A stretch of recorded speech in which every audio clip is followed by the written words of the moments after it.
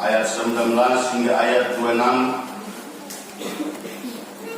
Adung-adung atau Ratapan 3 ayat 19 hingga 26.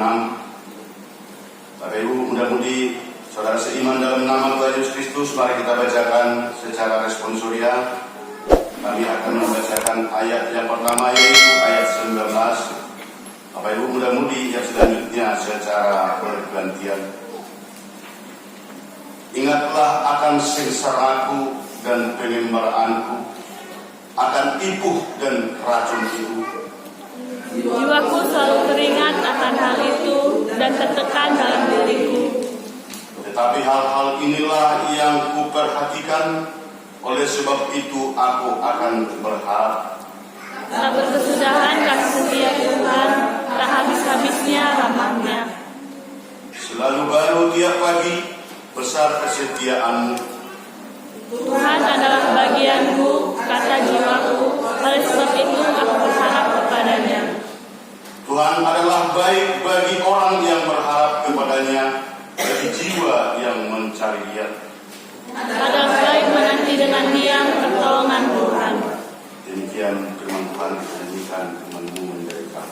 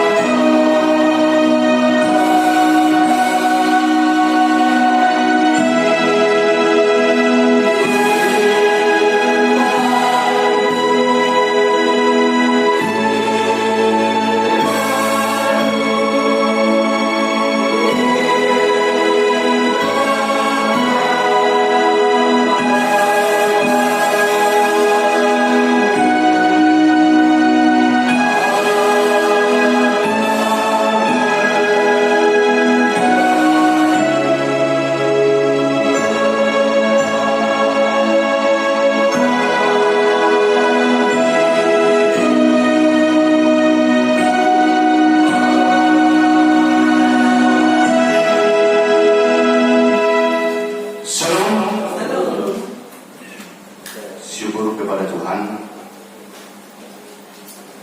Terima kasih Bapak Ibu dan mudah-mudi semuanya, kita masih bisa berkumpul di gereja ini untuk memuji dan memuliakan nama Tuhan yang mengasihi kita. Tema ibadat kita pada saat ini, tak berkesudahan kasih setia Tuhan, atau holong ni debata naso marpas sokotan. Bapak Ibu yang dikasihi Tuhan, sebelum kita melangkah lebih dalam untuk mengembangkan firman yang sudah kita bacakan tadi, dilansir dari media lokal dari negara Arabenia pada tahun 1998.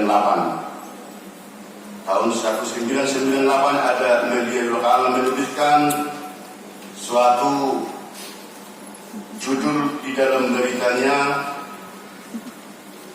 Allah ayah mengantar anak ke sekolah.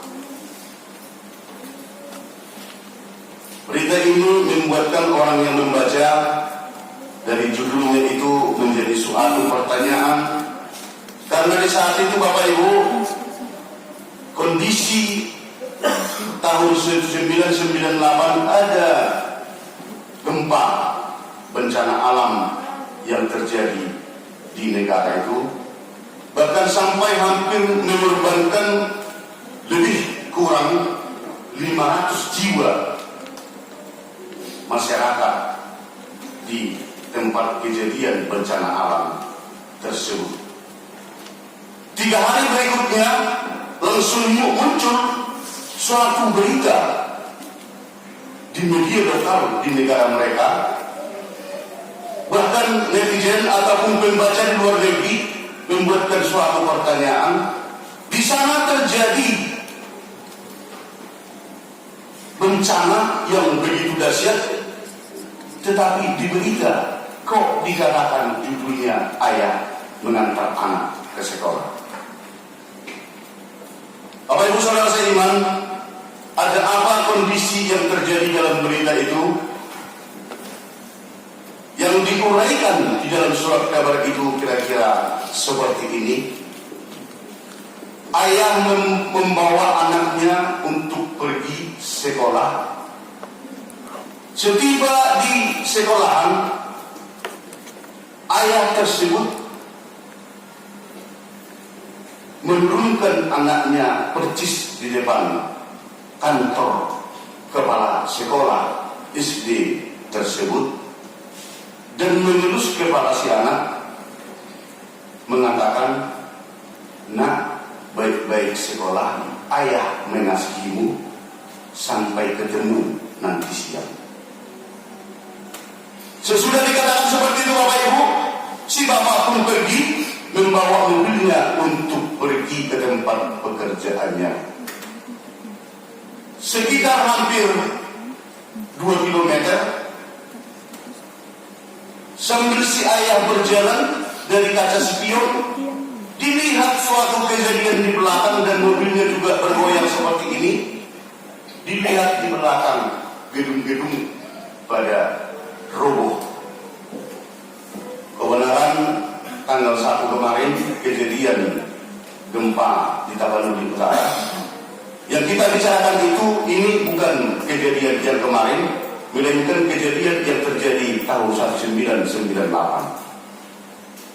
Tanpa berpikir panjang Bapak Ibu, si ayah ini tadi yang sudah melaju hingga hampir 2 kilometer langsung memutar mobilnya pulang ke sekolahan anaknya. Ternyata apa yang terjadi?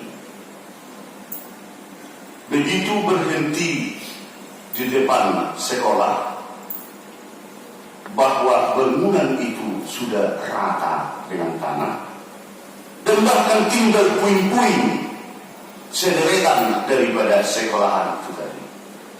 Orang-orang sudah pada datang melihat kondisi gempa yang sampai membuatkan seluruh gedung di sekitar itu roboh. Apa yang terjadi Bapak Ibu? Si bapak pun langsung sujud berdoa dan mulai membuatkan suatu penggabian mencari anaknya itu yang sudah tertimpa oleh puing-puing bangunan tersebut. Si bapak tidak mengerti gerak dan banyak orang yang mengatakan itu tidak bakalan ketemu Pak. Kita tunggu saya dari pihak-pihak yang bisa membantu pakai alat. Kalau bapak membuatkan dengan cara tangan sendiri, itu tidak bakalan ketemu. Si bapak tidak mempedulikan Bapak Ibu, tetapi berusaha keras menggeser puing-puing bangunan yang sudah merata dengan tanah itu. Hari sudah mulai sore dan melihat si bapak ini pun sudah lemas. Karena yang melihat si bapak ini yang bekerja, masyarakat yang ada di sekitar itu mengajak si bapak untuk makan dulu Pak, ini sudah hampir sore, agar bapak juga mempunyai tenaga. Yang terjadi si bapak tidak mau makan yang disuguhkan atau yang diberikan oleh orang-orang yang ada di sekitar itu, tetapi berjuang dan berjuang terus menggulingkan puing-puing lagi mencari anaknya. Sudah hampir malam Bapak Ibu, ternyata di sekitaran sekolahan itu ada suara yang berkata, minta tolong, tolong, tolong. Mendengarkan suara itu, si bapak pun langsung berlari tadinya dan melihat bahwa ada 13 murid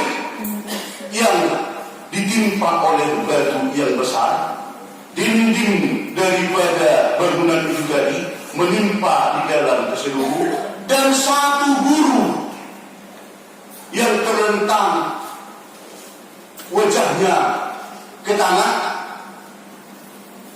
tangannya dibuatkan ke tanah seperti ini, dan dia seperti jongkok menahan batu yang begitu besar ini tadi, supaya semuanya murid-muridnya ini jangan ludes di dinding atau digilas oleh dinding bangunan itu tadi. Begitu melihat dan anak juga terjepit, maka si bapak itu tadi minta tolong terhadap semuanya yang mau menolong. Tolong dibantu saya mengangkat batu ini, karena di dalamnya banyak anak-anak dan ada yang menahan tembok yang mau menimpa mereka. Orang datang berbondong-bondong dan batu itu pun diangkat mereka.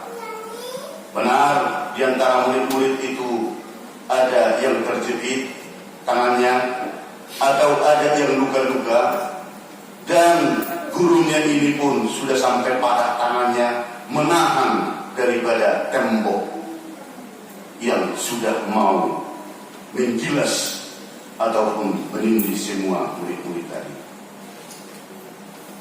Begitu selesai, maka si anak pun, ternyata anak bapak itu tadi ada di dalamnya, berlari menemui bapaknya dan mengatakan, "Pak, mulai tadi saya selalu katakan terhadap teman-teman, bapak saya pasti datang untuk membantu kita. Bapak saya pasti datang untuk membantu kita."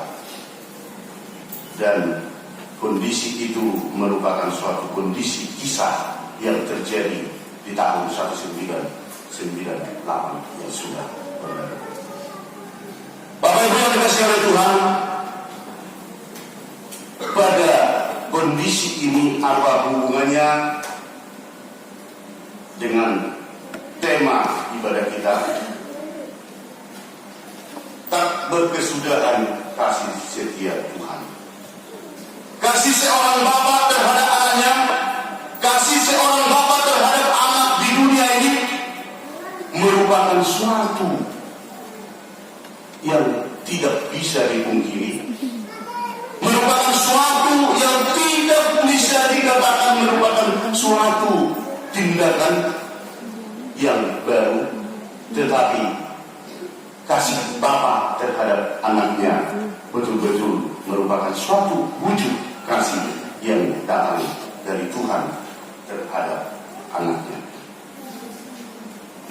Terkait dengan itu, dikatakan di Matius 7 ayat 11, Matius 7 ayat 11 mengatakan, "Jadi jika kamu yang jahat tahu memberi pemberian yang baik kepada anak-anakmu, apalagi Bapamu yang di surga, Ia akan memberikan yang baik kepada mereka yang meminta kepadanya."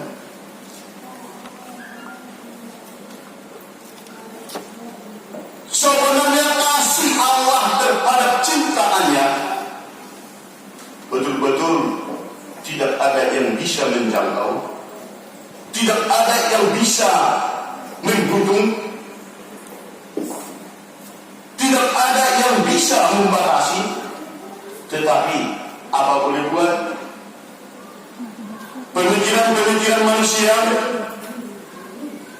tindakan-tindakan manusia, kehendak manusia selalu banyak mempergunakan cara egoisme terhadap dirinya. Terkhusus seperti yang sudah kita bacakan tadi, yaitu merupakan suatu ratapan atau adung Nabi Yeremia melihat daripada penderitaan bangsa Israel. Ratapan Yeremia yang melihat bagaimana memprihatinkannya hidup bangsa yang dikasihi oleh Tuhan itu tadi. Karena perlawanan yang selalu dibuatkan oleh bangsa itu terhadap Israel, terhadap Allah, bangsa Israel yang selalu mementingkan kepentingannya dan bahkan meninggalkan Allah, sehingga Allah marah terhadap bangsa itu. Diberikan kebebasan, amarah Allah memberikan sepertinya terhadap bangsa itu dibiarkan begitu saja dan diberikan ruang terhadap bangsa yang lain, maka sampai Israel yang berada di Yerusalem, tempat yang indah itu, dijajah oleh Babel. Yerusalem yang begitu indah, Yerusalem yang begitu bagus, sudah menjadi suatu tempat yang tidak bisa dibuktikan atau dinyatakan keindahannya. Bahkan barang-barang berharga yang ada di Yerusalem diboyong dan orang-orang Israel dibawa ke Babel. Inilah yang ditangiskan, inilah yang dijeritkan, inilah yang dirapatkan oleh Yeremia dengan bacaan teks yang sudah kita baca tadi, yang mengatakan,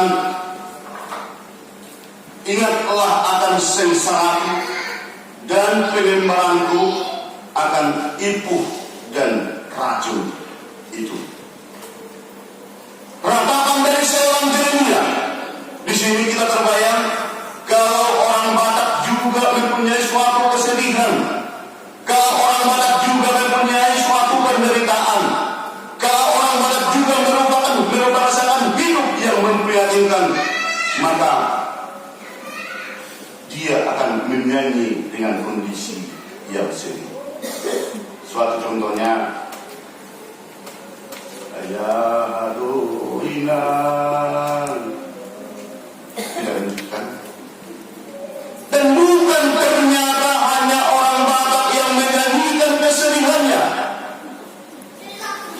menyanyikan penderitaannya, tetapi Nabi Yeremia juga membuatkan suatu ratapan melalui yang dituliskan seperti teks yang kita bacakan. Jiwaku selalu teringat akan hal itu dan tertekan dalam diriku. Tetapi hal-hal inilah yang kuperhatikan, oleh sebab itu aku akan berharap tak berkesudahan kasih setia Tuhan, tak habis-habisnya rahmat-Nya. Bapak Ibu yang dikasihi oleh Tuhan, kalau ayah di dunia mempunyai kasih terhadap anaknya, mari kita ingat bahwa kasih Allah yang Maha Kuasa jauh lebih besar dengan kasih seperti yang sudah kita bicarakan tadi. Dari bacaan yang sudah kita uraikan tadi, Bapak Ibu yang dikasihi oleh Tuhan, ada hikmah ataupun ada suatu yang kita garisbawahi, yang kita pegang dari ilustrasi yang sudah kita dengarkan tadi. Ada hal-hal yang sangat penting yang menjadi suatu pegangan kita di dalam ibadah kita pada saat ini. Yang pertama sekali, mari menjalani kehidupan yang penuh dengan pergumulan ini, yang penuh dengan cobaan ini, yang penuh dengan pertarungan ini. Jangan memakai hanya pikiran kita sendiri. Dalam melewati hari-hari kita, jangan hanya mengandalkan kemampuan sendiri, tetapi firman ini mempertegas, minta, sampaikan, dan mohon bantuan Allah yang mengasihi kita. Itu yang pertama, Bapak Ibu. Itu yang pertama, karena bagaimanapun dikatakan, bagaimanapun tentunya, hal itu pasti terjadi di dalam kehidupan kita pribadi, lepas pribadi. Yang kedua, Bapak Ibu, dari uraian yang sudah kita bicarakan tadi, firman ini mempertegas kepada kita, mari kita kurangi ego. Jangan mempersalahkan Allah dengan kondisi kehidupan yang kita jalani sekarang.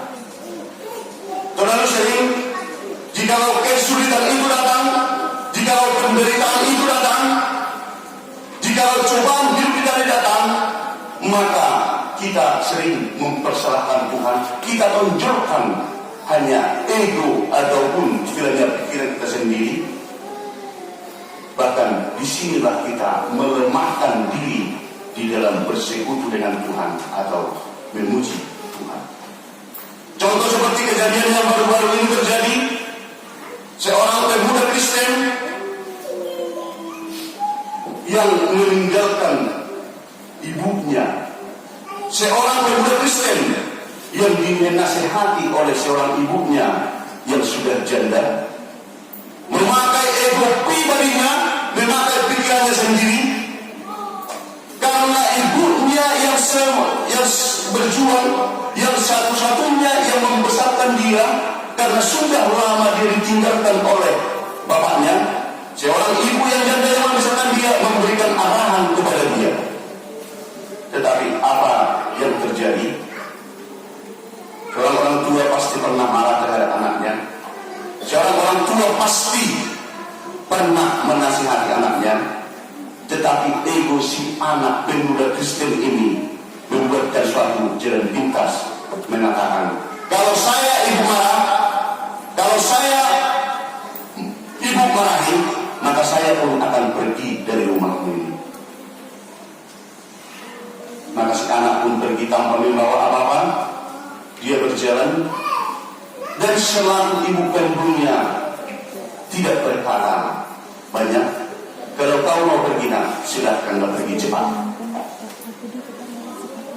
Apa yang terjadi Bapak Ibu? Dia berjalan dari lorong ke lorong, dari RT ke RT, dari desa ke desa, bahkan melewati kecamatan. Beberapa tempat keramaian-keramaian sudah dijalani berjalan kaki si anak kita di Bapak Ibu. Hari sudah sore, terasa si anak ini, terasa pemuda Kristen ini sudah kelaparan dan capek, dan dia pun melihat suatu rumah makan yang di pinggir jalan. Dia melihat rasa lapar semakin berkembang dalam tubuhnya, dan dia pun duduk termangu. Pemilik rumah makan bertanya, kenapa dek kamu duduk di sini? Sambil wajahnya yang sudah lemas, kamu mau makan ya? Iya Pak, saya lapar. Saya mau makan, tapi saya tidak punya uang. Kalau begitu dek, tidak apa-apa, masuklah ke dalam agar saya memberikan makan.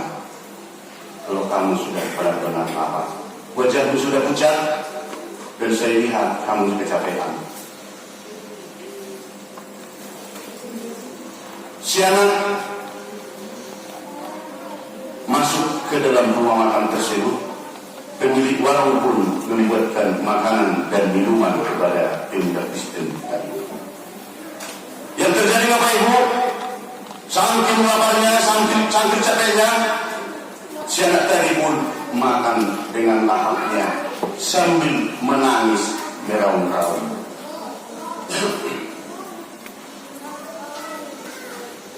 Pertanyaan dari Bapak Ibu tadi datang kepada pemuda Kristen, kenapa kau makan sambil menangis nak? Perutmu sudah mulai berisi, bisa kau jawab? Air matamu begitu banyak yang tercucur sampai mengenangi nasi yang kau makan. Nasi sudah mau habis. Begitu selesai, si anak tadi pun menjawab, maaf Pak, saya menangis terharu melihat Bapak. Kenapa terharu nak? Saya ada masalah di rumah, sehingga saya pergi dari rumah. sehingga sudah sampai malam sekarang saya ada di tempat ini yang tidak saya tahu apa namanya ini. Tak sedikit pun saya dilarang oleh ibu saya karena saya tadi malam dimarahi. Saya mau pergi dari rumah bapak ini, tetapi bapak justru menyuruh saya makan. Bapak sendiri tidak mengenal saya, tetapi bapak tidak mau mempersilahkan saya untuk pergi sebelum makan nasi. Tetapi ibu yang melahirkan saya permisi untuk berangkat dari rumahnya, tidak ada dalam saya. Itu yang membuat saya menangis pada saat ini. Saya terharu dengan kebaikan bapak. Demikian kata daripada jawaban daripada si pemuda Kristen ini. Dan pemilik warung mengatakan, "Nak, kalau itu keikhlasanmu berbagi tahu terhadap saya, kau terharu melihat saya bahwa saya memberikan makan kau sekali, dan kau sangat hormat kepada saya karena saya memberikan minuman saat ini, dan kau merasa memberikan senyuman kepada saya karena tadi saya larang kamu pergi sebelum makan nasi." Dengan sebenarnya keterharuanmu itu adalah salah tempat. Kalau saya lihat dari wajahmu, dari tubuhmu, umurmu sudah ada berkisar 20 tahun. Mulai dari kecilmu, ibumu memberikan kau makan, memberikan kau minum. Kalau kau sakit, ibumu mengobati kau. Kalau kau capek, orang tuamu selalu merawatmu. Ini saya memberi kau sekali kau makan dan secangkir teh manis. Kau terharu melihat saya. Itu adalah keputusan yang keliru. Mesti kau harus lebih terharu, harus lebih hormat kau terhadap ibumu yang memberikan nasihat kepadamu, yang kau tinggalkan tadi-tadi karena kau diberikan nasihat. Sekarang pulanglah kau, nak, bahwa keputusan yang kau ambil itu adalah keputusan yang keliru. Pulanglah si anak. Sampai di rumah, ternyata ibunya pun tidak makan sampai sore, hanya menunggu anaknya itu pulang. Jalan ke depan, jalan ke belakang, jalan ke depan, jalan ke belakang. Begitu pulang, si anak pun menangis bahwa saya sudah salah. Mereka pun berpelukan dan betul-betul menyadari bahwa ego, keputusan yang diambil si anak itu tadi adalah keputusan yang salah. Terkait dan berhubungan dengan firman Tuhan yang sekarang, terlalu sering kita itu menemukan suatu kehendak kita yang kita bawakan, kebaikan-kebaikan yang dilakukan orang kepada kita bisa diluluh-lantahkan karena satu kesalahan yang dibuatkan orang lain. Begitu juga kebaikan-kebaikan yang diberikan oleh Tuhan. Begitu banyak yang disampaikan terhadap manusia yang dikasihi, tetapi karena satu permintaan kita yang tidak langsung secepatnya dibalas atau dijawab oleh Tuhan, maka kita juga berpaling terhadap yang Tuhan kehendaki. Suatu nasihat yang diberikan oleh si ibu itu tadi membuat si anak menjadi dongkol dan mengambil suatu keputusan yang salah. Dan ini merupakan suatu penegasan dari khotbah kita. Bagaimana kita mengasihi dan menghormati dan menghargai dan mengikuti kehendak Tuhan kalau sesama kita tidak bisa saling menerima dan saling memberikan yang terbaik. Kebaikan yang 20, kebaikan yang 100 bisa tidak berguna karena kesalahan dari jasa. Firman Tuhan menegaskan. Khotbah ini memperjelas. Silakan minta pertolongan Tuhan karena kasih setia Tuhan abadi sampai selama-lamanya. Yang ketiga, Bapak Ibu, hiduplah berpengharapan, karena kasih karunia Tuhan tidak berkesudahan. Bapak Ibu yang dikasihi Tuhan, mungkin saat ini di antara Bapak dan Ibu muda-mudi, saudara seiman dalam nama Tuhan Yesus Kristus, ada mungkin yang mengalami kondisi yang seperti yang saya alami, yang tidak saya tahu bagaimana pergumulan Bapak Ibu dalam posisi sekarang. Mungkin ada kondisi kekurang-baikan antara si suami dengan si istri. Mungkin ada kondisi yang kurang baik antara si bapak dengan anak. Mungkin ada kondisi pergumulan antara si ibu dengan si anak. Mungkin ada kemelut ataupun pergumulan antara tetangga dengan tetangga. Mungkin ada pergumulan antara pekerjaan yang kurang bisa memberikan hasil yang terbagus. Mungkin ada kesulitan yang tidak bisa menyembuhkan penyakit daripada salah seorang keluarga. Itu saya tidak mengetahui dan saya tidak memahami. Tetapi pada saat ini yang bisa saya ketahui dan saya pahami, bahwa bersama dengan firman Tuhan ini mengatakan supaya kesulitan-kesulitan yang ada itu, kesusahan-kesusahan yang terjadi, kemelut-kemelut yang terjadi, bisa membuat kita patah semangat, bisa membuat kita stres, bisa membuat kita tidak mempunyai tenaga lagi untuk bangkit dan bangkit lagi. Tetapi saya mengetahui bersama dengan firman ini bahwa kasih Tuhan setia sampai selama-lamanya. Maka khotbah ini mengajari kita, tetaplah berpengharapan kepada Tuhan. Tuhan akan menjawab seluruh doa-doa kita. Tuhan Yesus memberkati. Kita nyanyikan firman-Nya.